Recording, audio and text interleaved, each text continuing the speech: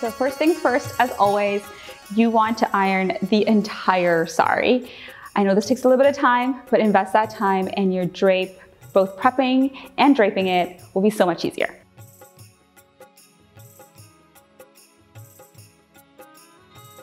Look at this pallu.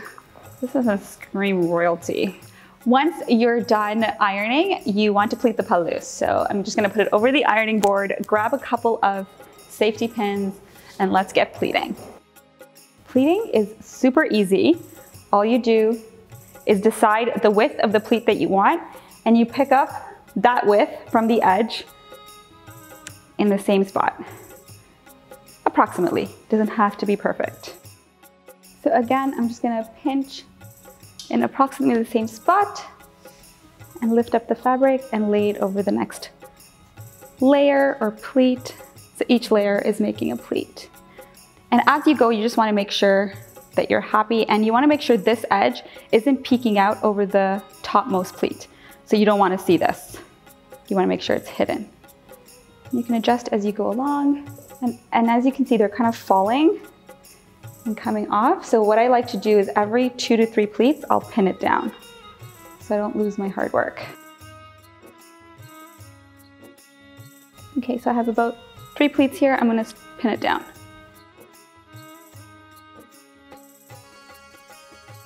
So you will struggle sometimes, and you will fix it, and they will always turn out beautiful.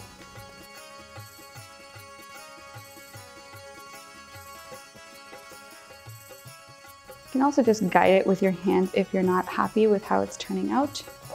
No problem. You make the rules, and you can do whatever it takes to get those pleats. I feel like when I used to find the pallu really hard to pleat, I was so hung up on making each pleat exactly equal, and that doesn't need to be the case. As long as the pleats that come after the top pleat hides the rest, and it's like, if you're gonna fan it, you fan it on the outside, not on this side, then you're good. And you can do whatever it takes to ensure that you don't see any edges here.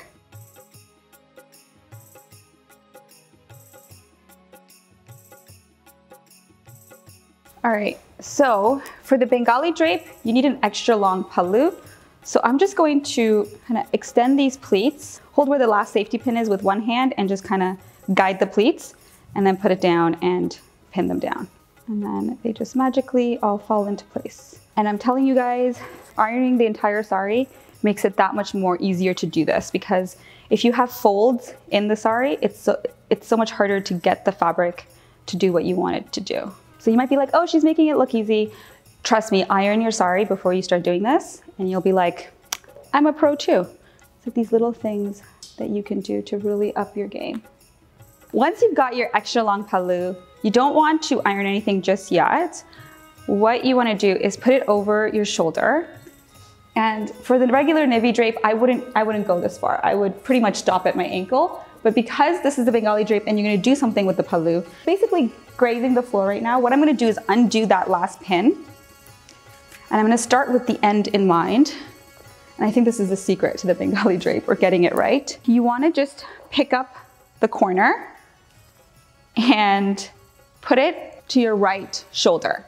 And then you want to turn around and see if you like how that drape falls, where that drape falls. If you think it's too short, so for example, let's say I brought it up like this and my pallu was this long. I'm gonna take this up, and you could leave it like this, but I personally think it's not dramatic enough. So that's what the longer pallu does. So that's totally up to personal preference. And so I'm gonna leave it a little bit longer. So I'm basically leaving it to like graze the floor.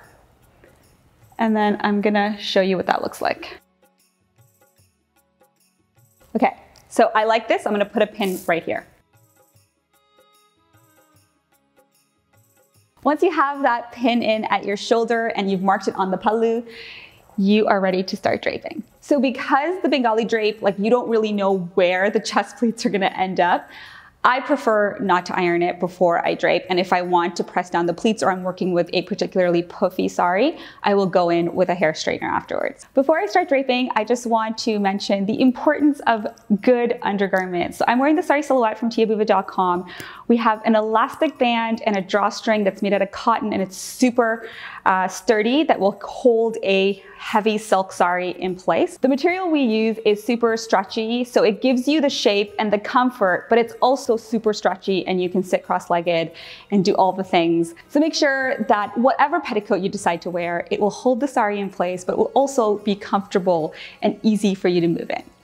You want to start the drape by tucking in the non-fancy end. You want to make sure that the end lightly grazes the floor. It's not too long so you don't trip over it, and it's not too short. You want it to lightly graze the floor, and you want to tuck it in very flat. So you don't want to scrunch this top bit like this. You just want to tuck it in very flat, and then do a twirl and tuck in as you go. I feel like I take more care in the front tucks than the back. And if you have any tassels like I do with this sari, just make sure you're doing an extra tuck to make sure that the tassels don't show through the bottom of your sari. And then I'm just gonna tuck that in and then go to my pallu. And the biggest difference between the Bengali drape and the Nivi drape is that with the Nivi drape, I would bring it around and then put it over my left shoulder. This, I'm just gonna put it right on.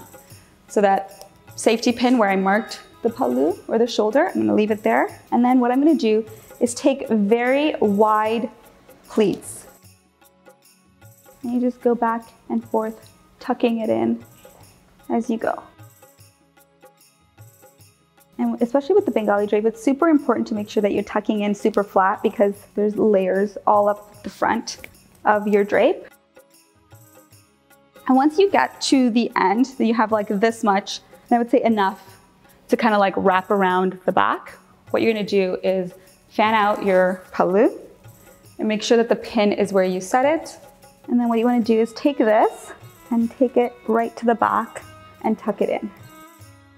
You want to make sure that the bottom pleats are all one length, and especially to the sides. So just make sure that you fix that, because I'm just tucking in a little bit more. And then once you're happy with how the front looks, you want to just take the pallu and take out any other pins other than the one that you have on your shoulder. So what you're gonna do is take a couple of pleats here and make sure that they all fall beautifully. And then you're gonna pin this to your right shoulder. You can also add a belt to really finish off this look.